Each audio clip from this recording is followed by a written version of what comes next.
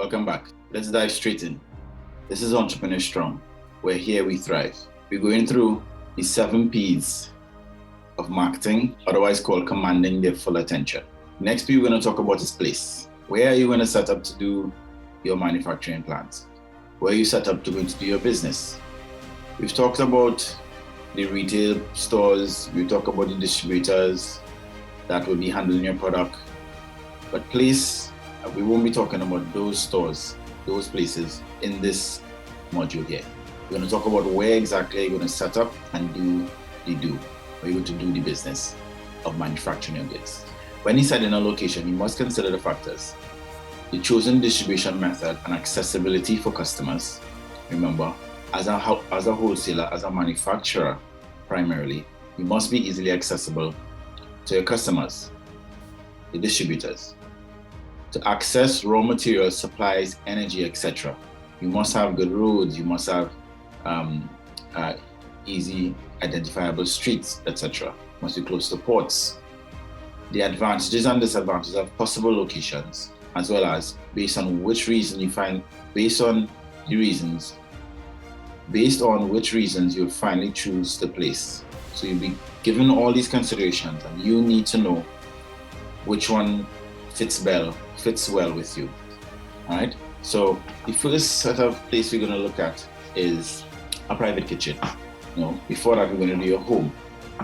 Your home is most usually your first place of business, starting out as a food manufacturer. Many times we just use what we have. We use our kitchen. What would it cost to upgrade your current kitchen to really get some output that you really desire?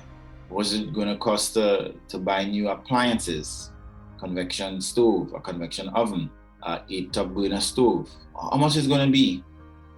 These are things that you need to consider.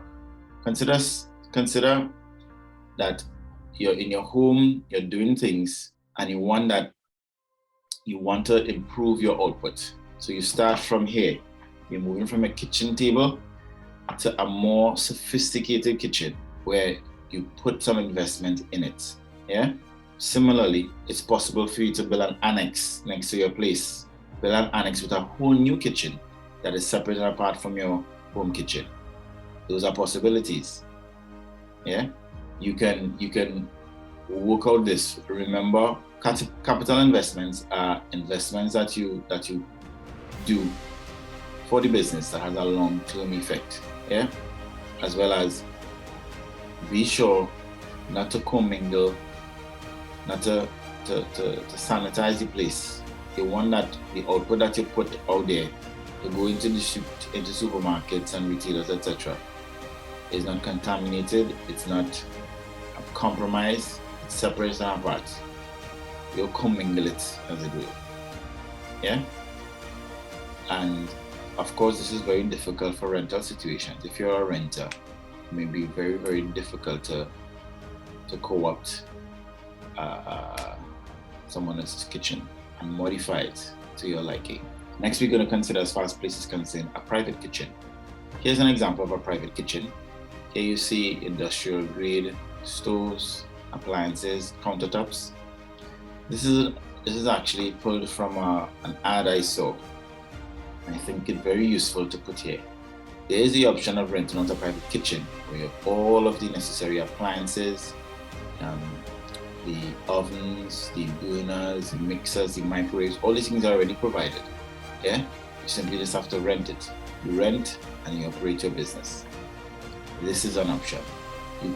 There are people who use this option rather than use their home kitchen, rather than building an annex to their home of an entire kitchen.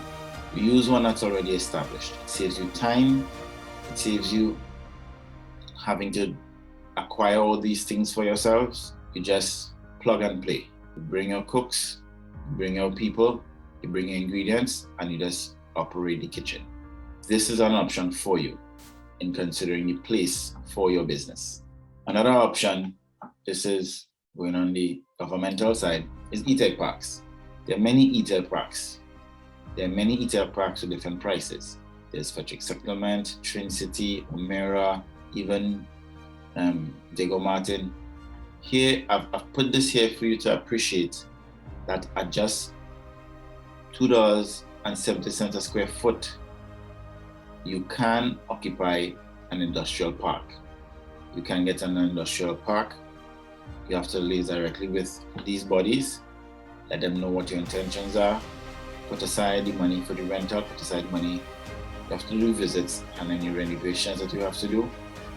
You can consider setting up on an industrial site to operate your business. Another industrial site is Tamana. Tamana is located in the east. Advantages are there's ton of country approvals. You have 30-year leases with option to renew. Yeah, and of course, they have a competitively low rental cost. They have a competitively low lease cost, I should say. Yeah. Another park that you can consider, you and your team can consider, is Phoenix. Spanking new. Yeah.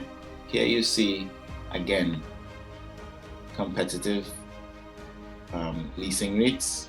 They have a special where you get the first rent free.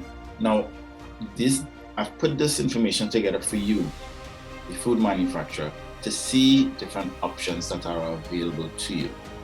To see the different options that are available to you, because you want that once you set up your business, you're able to run efficiently. You're able to do things very, very effectively. And to command the attention, customers want to know that this is a legitimate business. Customers want to know that this is something that you're a person that's dependable.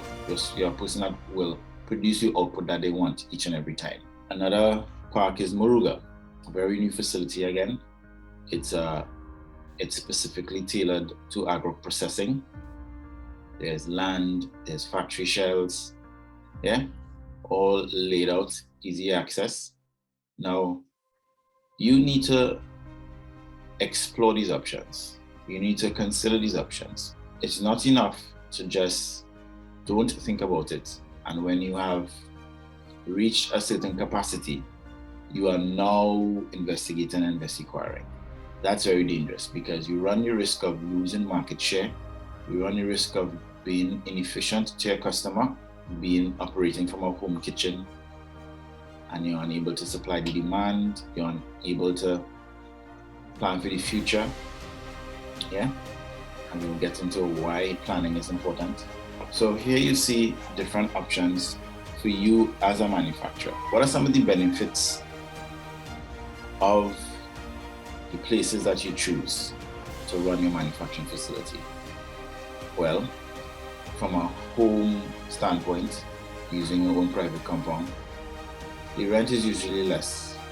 Some people don't even charge themselves rent, but a good accounting practice is to charge yourself rent. Have your business, have your product priced in such a way that you are covering your rent.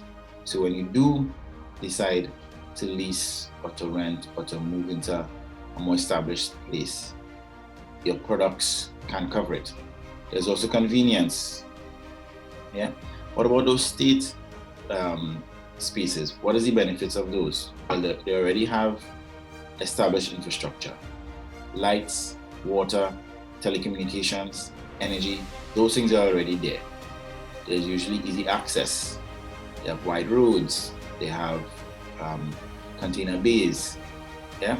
There's also some that have tenancy facilitation services, where should you have a problem, you don't have to take on a headache. They, as the operators of the parks, will consider that for you. So this is the place side of marketing. Where are you going to set up your business? How are you going to run it? And what's the best option for you? So I've just identified some ways that you can move out of the home kitchen, move into an established place. And as we go on later on in the training, you'll see why this is important. All right. So that's the end of the place side of marketing. My name is Gabriel Williams. We are going through all the different ways you as a food manufacturer can move from your home kitchen into an established food manufacturing facility. This is Entrepreneur Strong. See you in the next training.